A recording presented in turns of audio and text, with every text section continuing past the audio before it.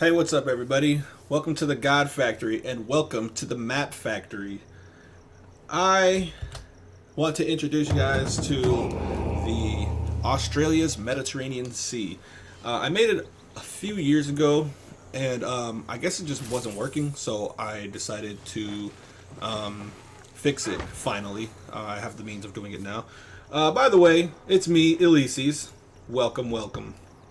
Anyway, so the story behind Australia's Mediterranean Sea is as follows. Basically, it just is Australia with the Mediterranean Sea in the center of it, as you can clearly see. It's right there. So, the backstory is an unknown cataclysmic event has occurred, causing the land to lower in the center of the Australian continent. Over thousands of years, a sea that resembles the Mediterranean Sea begins to form and fill the indented portion of the continent.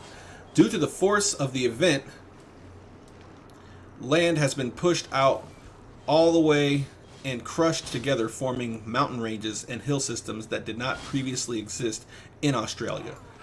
As a result, the friction of the Earth's material began rubbing and crushing together, heating so hot that fusion began and new resources began to be formed.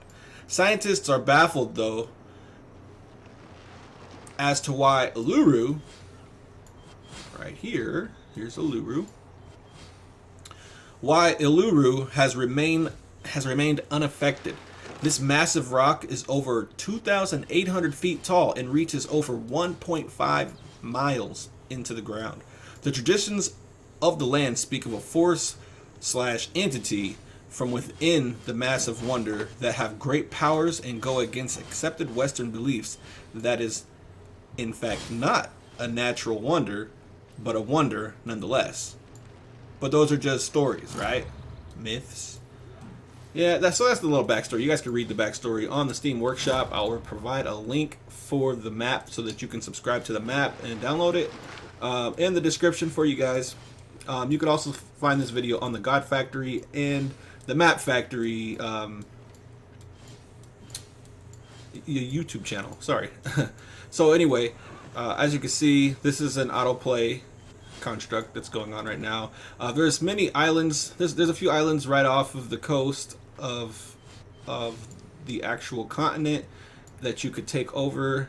They're flooded with barbarians, so it just makes it give it a little bit more difficulty so that you can have some fun at it. Uluru is surrounded by barbarians. They are protecting that sacred part of Australia, that sacred rock. That is one huge stone, by the way. If you didn't know what Uluru is, it's one huge stone. It's not like a bunch of stones together, but it's a huge stone. It's really 1.5 miles tall. I mean, if it was out of the ground. But anyway, as you can see, there are green pastures and all types of forests and jungles that exist here on this map. Even though that is not really how Australia is, the reasoning behind it is that Australia, the real Australia, is a huge island. It's a huge landmass that its center and miles inland, they are not exposed to a lot of water. They're really far from the sea. So that's going to give you a lot of desert area. And there's not a whole lot of rivers. But there are rivers. So what I did here was I just kind of hypothesized what the effect would be of an inland sea being introduced into the Australian ecosystem or environment. And that just means that near the water's edge, you're going to have greenery, you're going to have some forests and some jungles that are going to appear there. It's still going to be pretty hot, a hot place, so that's why the jungles are there. And with that, there's going to be hills that are going, not because of the water, but the hills are there because of the landmass being pushed out and crunched together to form these hills and these mountain ranges. What is going to be probably a good thing for you to do is to play this map a few times. You can edit and choose how many civilizations and city-states that you want to be involved. I think you can toggle the barbarians off, but I have placed barbarians throughout here, kind of in a strategic way to make it a little bit interesting on trying to expand.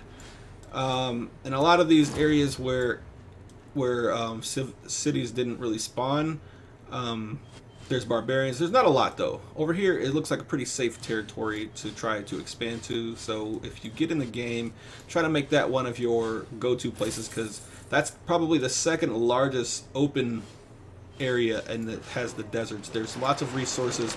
There's oil resources and uranium resources that do not exist in Australia. And there's some in the seas as well. So I hope you guys really enjoy this map. I enjoyed making it, and if you guys want me to, I'll make any map that you guys want. Just send me a request in the comment section, or go to Steam and leave a comment on my workshop item. I will be working on a World War II map series here coming soon.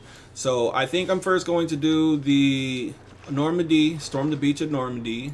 I'm going to work on that one because that's one of my I hate to say favorite battles of World War II, but it's one of the most epic battles, and I know a lot of people lost their lives. I don't mean to put it into that way, but thank you guys so much. We're going to go ahead and get off of here. Thank you for watching the God Factory's video and the Map Factory.